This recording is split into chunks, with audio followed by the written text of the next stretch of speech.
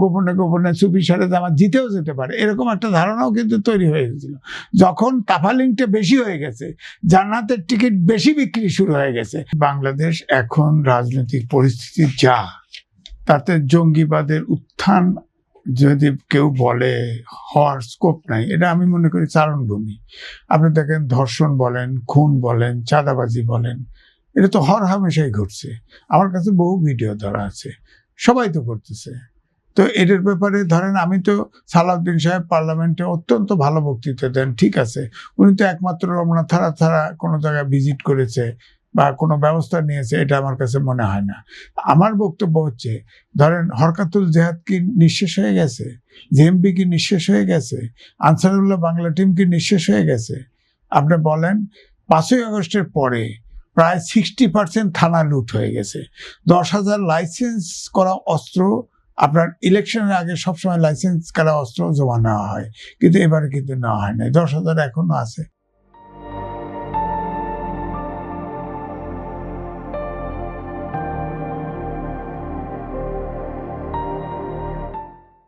আবার কত পুলিশ মেরে ফেলছে। আপনার এগুলো কি গণহত্যা? যেগুলো হত্যা, সেটা দায় মুক্তি দিতে পারেন? আপনি বলেন 5ই আগস্টের পরে, 5ই আগস্টের পরিবর্তন ঘটে গেছে। এরপরে যদি থানা লুট করে থাকে, যে লুট করেছে, যারা সন্ত্রাস করেছে, যারা মব সন্ত্রাস করেছে, এগুলো মাপ করতে পারবেন আপনি?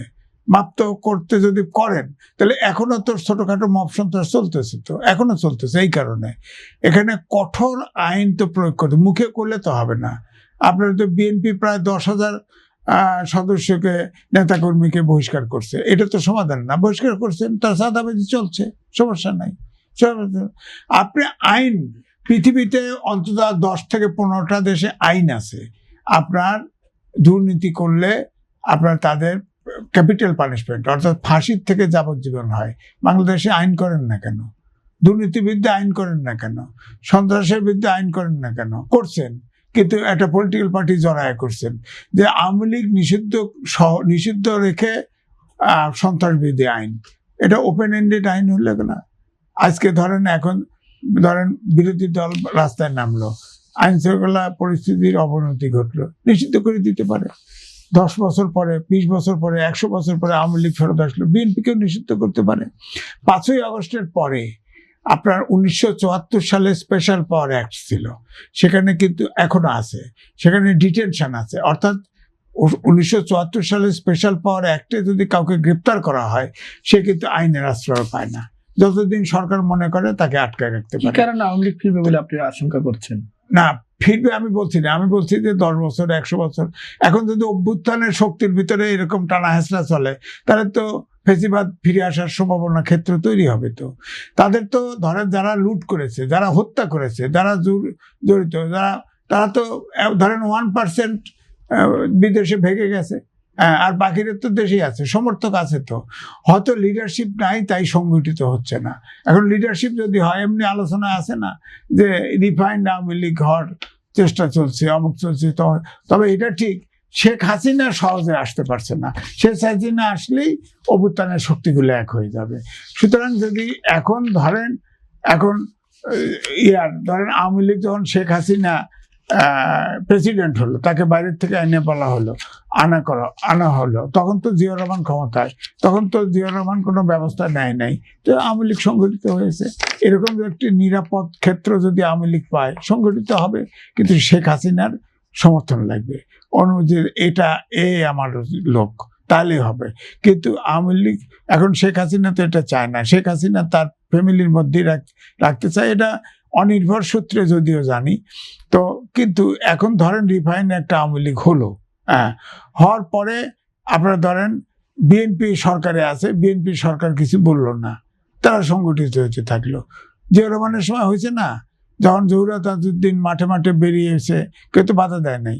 শেখ হাসিনা যখন বিএনপি টুকরো টুকরো হলো, শেখ হাসিনাকে নিয়ে এসে সভানেত্রী বানানো হলো, কেউ বাধা দেওয়া হয় নাই, তো আওয়ামী লীগ সংগঠিত হয়েছে। তো এখনো যদি এরকম পরিস্থিতি তৈরি করে, আমাদের দেশে তো পরাশক্তিগুলো নির্বাচনের আগে এবং পরে অ্যাক্টিভ থাকে। পরাশক্তিগুলো এমন একটা পরিস্থিতি তৈরি করে যে কোনো দলকে কিছু করা যাবে না, তাহলে সংগঠিত হতে পারে। সুতরাং আমি মনে করি আমাদের দেশ অসম্ভবের দেশ না, যে কোনো দেশের যে কোনো কিছু সম্ভব। আপনি বলেন এই যে মার্কিনের সাথে যে বাণিজ্য চুক্তি হয়েছে, এটা তো একটা অসম্ভব জিনিস, অসম্ভব জিনিস, একটা দেশের চিরতরে বন্দি করে দেওয়া। আমি তো লিখেছি, পত্রিকায় ছাপা হয়েছে যে আমি লিখেছি তো, মার্কিন আপনার বাণিজ্য চুক্তির ফাঁদে বাংলাদেশ পড়ছে। তো এটা তো অনেক বিস্তর আলোচনা আসলে করতে পারি, না হলে করবো না। কিন্তু আমি মনে করি, ধরেন এই যে আপনার নাথান বোম, সে ভারতের মিজোরামে আশ্রয় নিয়ে আসে, সে তো হিল ট্যাক্সের একটা অংশ স্বাধীনতা চায়। আপনি বলেন তো দেখি, আপনি যে প্রশ্ন করেছিলেন প্রিন্সবার্গের দক্ষিণপন্থী, এখন যারা জান্নাতের টিকিট দেয়, টিকিট তো ফুরায় গেছে, এই জন্য ইলেকশনে যেতে নাই, জিতে তো ফেলাইতো। টিকিট যদি না ফুরাইতো তাহলে তো দেখা যেত টিকিট দিয়ে জিতেই যেত। হ্যাঁ, রাস্তাঘাটে 1000 টাকার নোট বিতরণ করছে। তো একটা ধোঁয়া তো উঠছিল, যে হঠাৎ অনেকেই ধারণা করছিল যে হঠাৎ গোপনে গোপনে চুপি সারে জামাত জিতেও যেতে পারে, এরকম একটা ধারণাও কিন্তু তৈরি হয়ে গেছিল। যখন তাফালিংটা বেশি হয়ে গেছে, জান্নাতের টিকিট বেশি বিক্রি শুরু হয়ে গেছে,